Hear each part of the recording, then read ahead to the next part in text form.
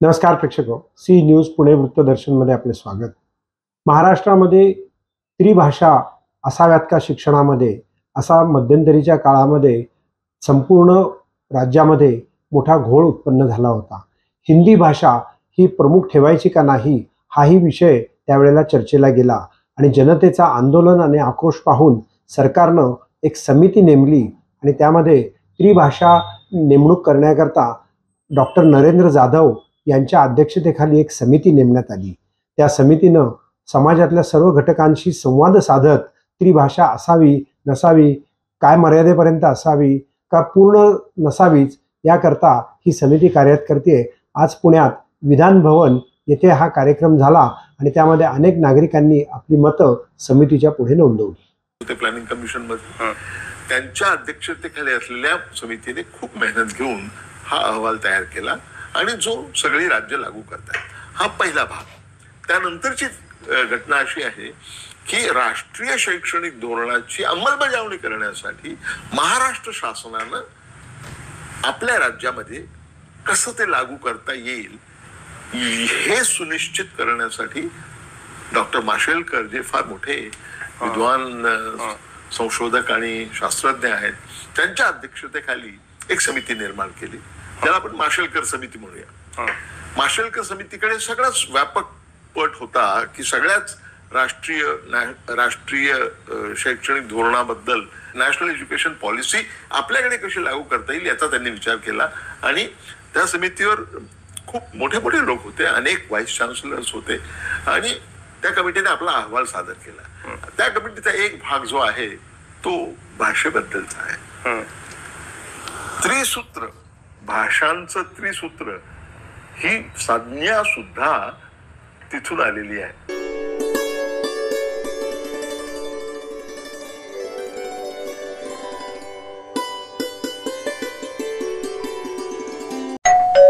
अहो उठा ना, ऑफिसला नाही का जायचं? अगं मला आज फ्रेशच वाटत नाही, काही करायची इच्छाच नाही। अहो मग तुम्ही आजपासूनच न्यू युनायटेड फार्मसीचे गुड मॉर्निंग चूर्ण घेणं सुरू करा। अपचन, मलावरोध, बद्धकोष्ठ, आम्लपित्त आणि पोटाच्या तक्रारींवर खात्रीशीर आयुर्वेदिक उपाय गुड मॉर्निंग चूर्ण। 35 वर्षांपासून सगळ्यांच्या पसंतीचे गुड मॉर्निंग चूर्ण औषधांच्या प्रत्येक दुकानात मिळते।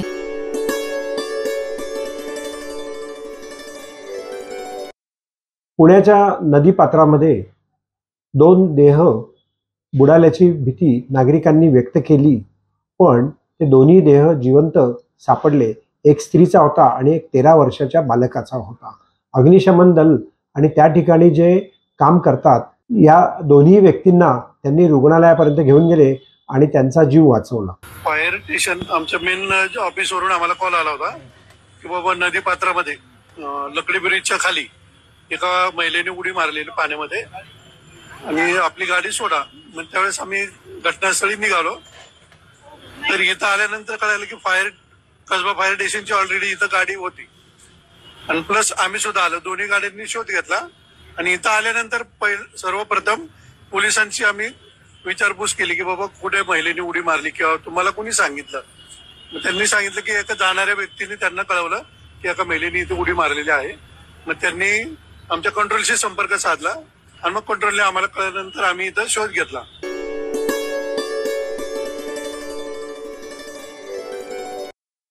कोर्टाच्या आदेशाप्रमाणे आणि निवडणूक आयोगाच्या मान्यतेने आता स्थानिक स्वराज्य संस्थांच्या निवडणुका संपूर्ण महाराष्ट्रात होऊ घातलेल्या आहेत। यात कळीचा मुद्दा हा ओबीसी आरक्षणांचा आहे। ओबीसी आरक्षण आणि त्या बाबतीतली भूमिका लक्ष्मण हाके यांनी आज पुण्यात प्रसार माध्यमांच्या समोर व्यक्त केली। जर त्यामध्ये आमच्यावरती अन्याय झाला तर आम्ही फतवा काढून कोणत्याही पक्षाला मतदान करू नका, म्हणजेच ज्यांना आमची तत्व मान्य नाहीत त्या पक्षांना मतदान करू नका, अशी जाहीर भूमिका त्यांनी त्यांच्या फतव्याच्या द्वारे केली। तिथला आमचा ओबीसी बांधव, त्याची सदसद विवेक बुद्धी जागृत आहे, तो आपला कोण परका कोण जाणतो। पण पक्षाने जर आमच्यावरती जर बोगस कुणबीकरणाद्वारे उमेदवार लादला असेल तर आमचा तिथला बांधव तिथल्या लोकल बॉडीमध्ये निर्णय घेणार आहे ना। प्रश्न उरतो कुठं? प्रश्न उरतो की जिथं बोगस ओबीसी येईल त्याला बाजूला सारा आणि तिथला सामान्यातला सामान्य आपला जो कोण माणूस असेल त्याला तुम्ही मतदान करा, ही ही साधी भूमिका आहे. होतं की 7 वर्ष तुम्ही निवडणुका घेतल्या नव्हत्या, कोर्टाचा निकाल येऊपर्यंत निवडणुका पुढे ढकला, आम्ही म्हणलंय. आम्ही तेच म्हणले. आणि दुसरं तुमच्या प्रश्नाचं उत्तर असं आहे, तुम्ही फक्त 2 सप्टेंबरच्या JR मुळे झालेलं नाहीये. हे जे चालू आहे ते 2004 पासून चालू आहे. जो तो JR आला मराठा कुणबी मराठा, त्यांनी घात केलाय. त्यावेळेस सत्तेत कोण होते हे पण तुम्ही शोधा. आणि हा JR येण्यासाठी जरांगेच्या आंदोलनाला सर्व पक्षीय आमदारांनी, खासदारांनी, पवारांच्या जवळच्या, शिंदेच्या जवळच्या, भाजपच्या सगळ्यांनी मदत केली ना. आम्ही एकच लाईन घेतलेली आहे, सर्व पक्षीय प्रस्थापित नेत्यांनी ओबीसीचा घात करण्यासाठी 170 आमदार आणि 28 खासदारांनी सर्वांनी मिळून त्यांचं परत प्रतिनिधित्व जाऊ नये राजकारणातलं, ओबीसी कुठं राजकारणात दिसू नये म्हणून हे सगळे केलेलं कांड आहे, हे कुभांड आहे. सगळे सामील आहे त्याच्यामध्ये. त्यासाठी जर तुम्ही सर्वांनी मिळून, सर्व पक्षांनी जर ओबीसीच्या विरोधाची भूमिका घेतली, ओबीसी मधनं या कुणब्यांना तुम्ही जर तिकीट दिली तर आम्ही त्या विरोधात अपक्ष उमेदवार उभे करू. स्पष्ट आमची लाईन आहे.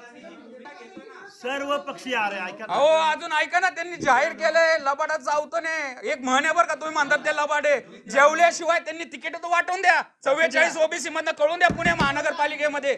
इथंच आम्ही तुम्हाला प्रश्न विचारू की पवार साहेबांच्या पक्षाने 44 मूळ ओबीसींना तिकीट दिलंय. तो निर्णय अंमलात आणला तर आम्ही त्यांचं स्वागत करू.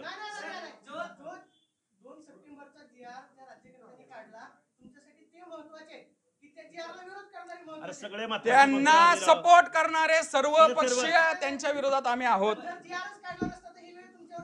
अहो एका फक्त JR नाही झालं साहेब, त्या JR मुळे 100 पण अजून त्याची SOP आली नाही. 2004 पासून आलेत. पवार साहेबांच्या पक्षातले नाव लिहून घ्या तुम्ही, ते प्रशांत जगताप.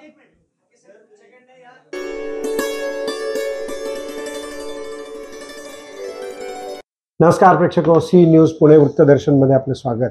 अतिशय गाजावाजा करून आणि पुणेकरांवरती उपकाराच्या भावनेनं पुण्यातल्या चांदणी चौकाचा विकास करण्यात आला. पण पावसाळ्यात नेमका काय विकास झाला हे आपण जाणलंच. आणि आता मात्र त्या ठिकाणी पूर्व पश्चिम दक्षिणोत्तर असं जाण्याकरता सुद्धा खूप मोठी यातना सहन करावी लागते.